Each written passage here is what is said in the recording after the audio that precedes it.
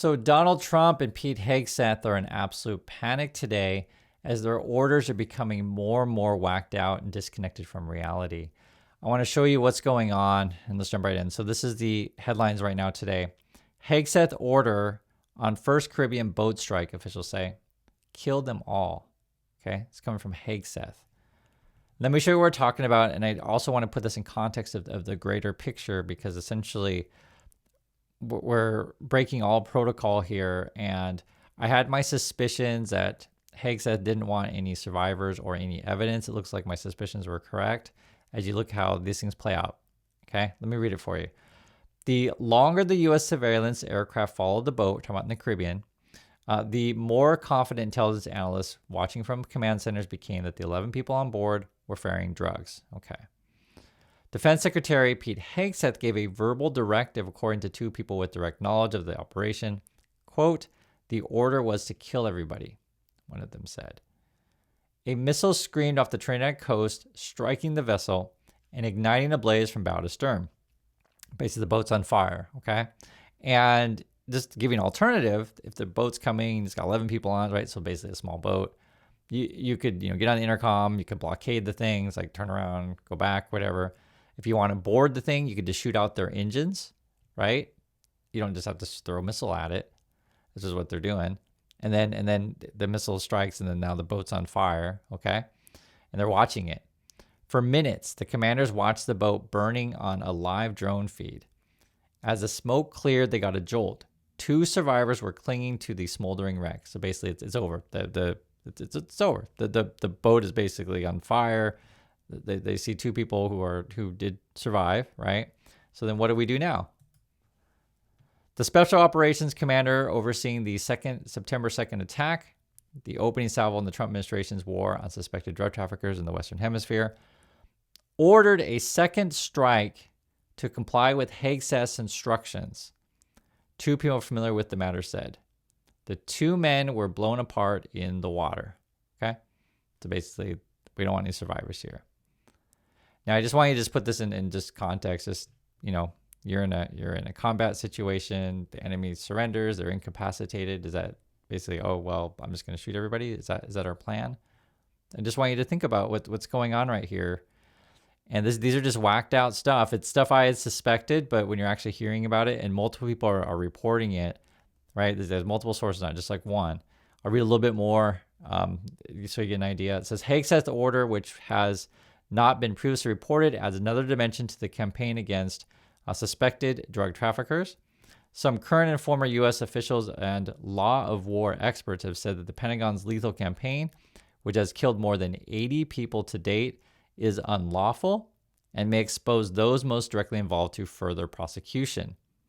The alleged traffickers pose no imminent threat of attack against the United States and are not, as the Trump administration has tried to argue, in an armed conflict. I haven't seen any reports of these boats, say, shooting at the Navy or anything like that, right?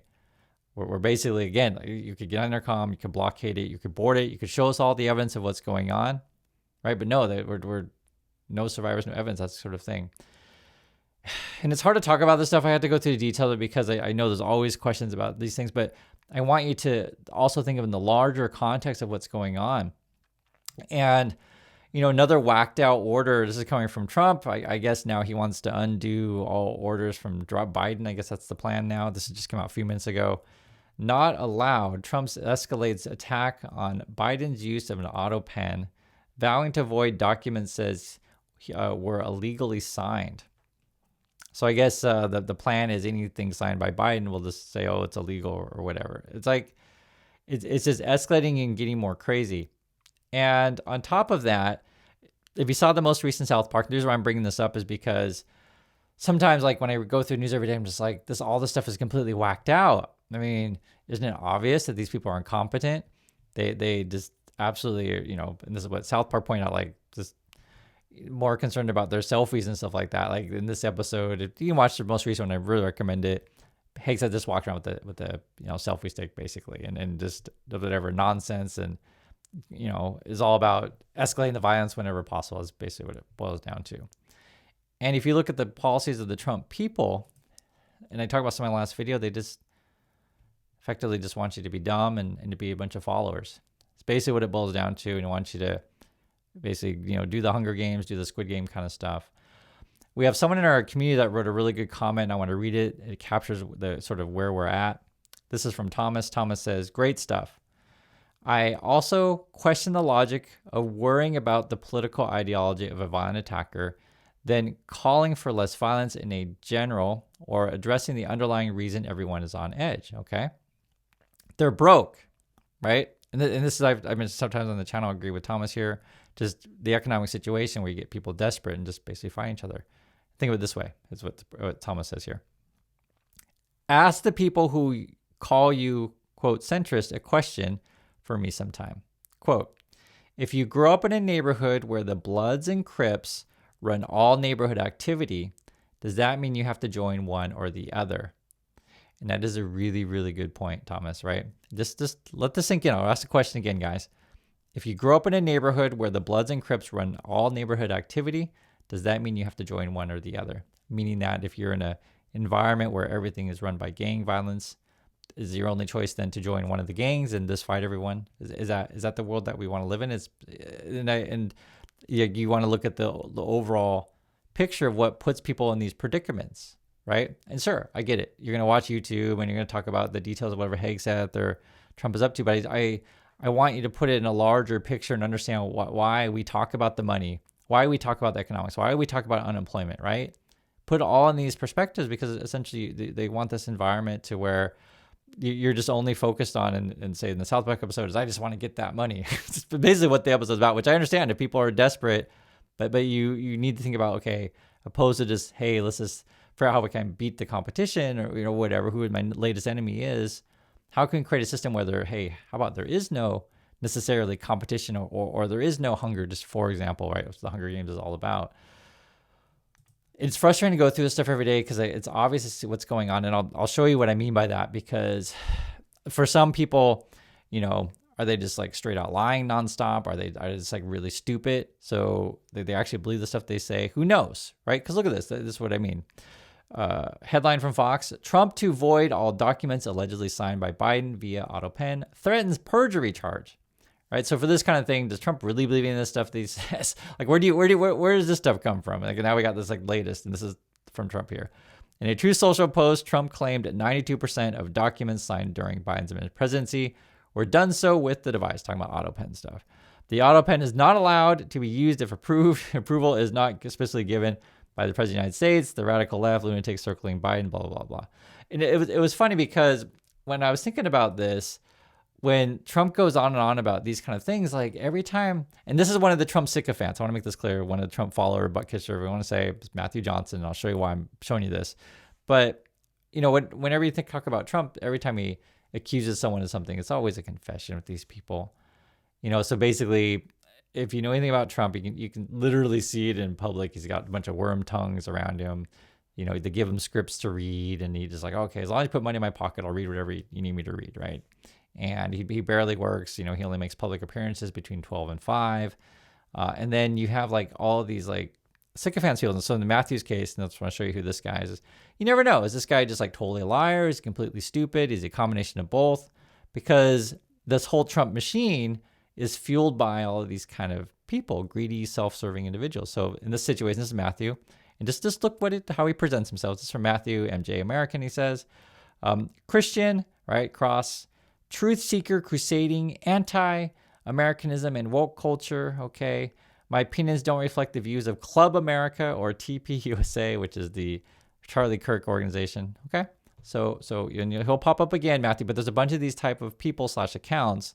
And you always wonders, like, again, is this a bot? Is this a real person? Are you just a total butt kisser? Like, who says this kind of stuff?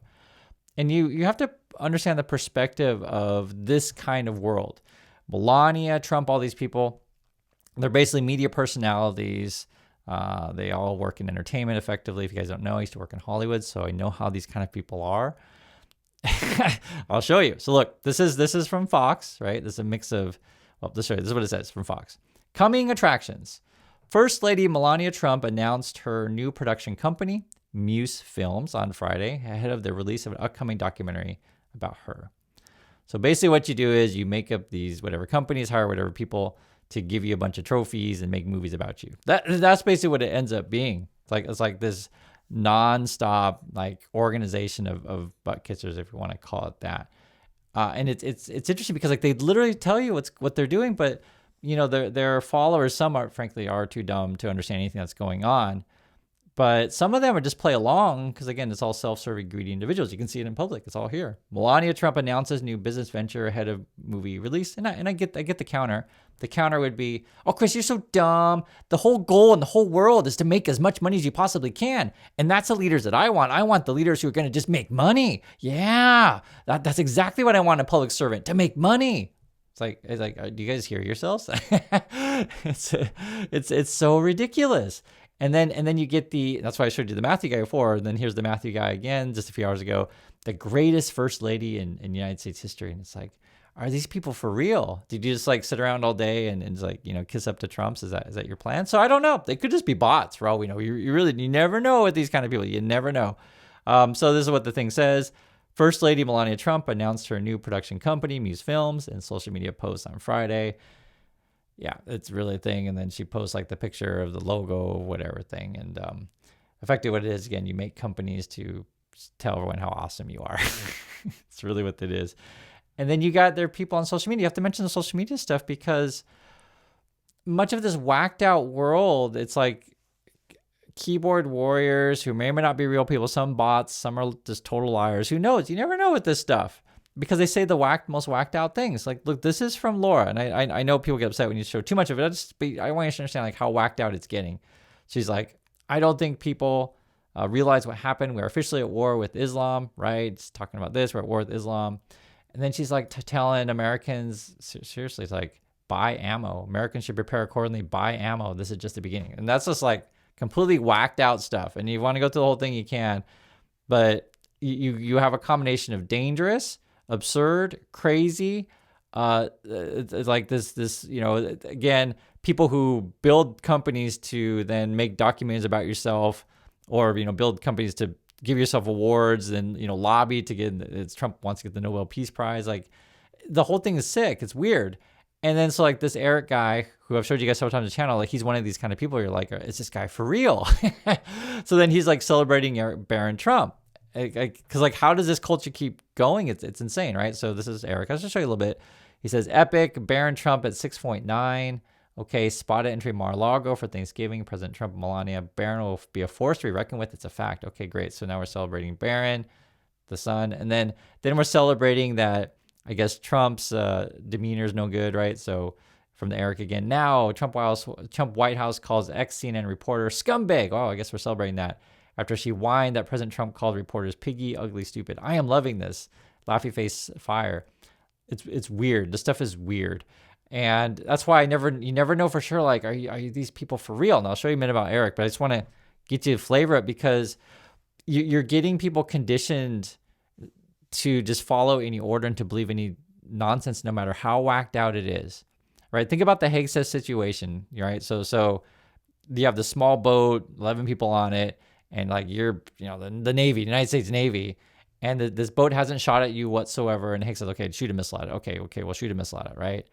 Okay, so now it's on fire. They first pose no threat. Now they pose even more no threat. There's two people clinging on the craft. He's like, I shoot at it again. Like you're getting people to go along with this whacked out stuff. And I'm just talking about the military situation, but just think about it in terms of the general populace. If like, for example, here's a good example. What if Trump says, hey guys, give me all your money? And you're like, Chris, what are you talking about? Look at this. This is from Eric. Eric says, the Eric dude. Wow. Donald Trump's tariff revenues surged to a record $33 billion in October alone. So we're celebrating you paying higher taxes. But remember from Trump, they always try to convince you that someone else is paying that you're not paying. It's like this complete gaslighting is absolutely nuts. The experts claimed it was impossible, but it just happened. Tariffs work. SCOTUS must hold them. American flag. What? And I noticed like all on social media, they're talking about how much they love tariffs. It's whacked out crap. And they have to put this in context who this Eric dude is. It's easy to figure out who he is. I guess he just graduated from college, Florida Gulf Coast University in 2024. So he just graduated from college last year. And then he spends all day, every day kissing up to the Trumps. That's what much of what this stuff ends up being.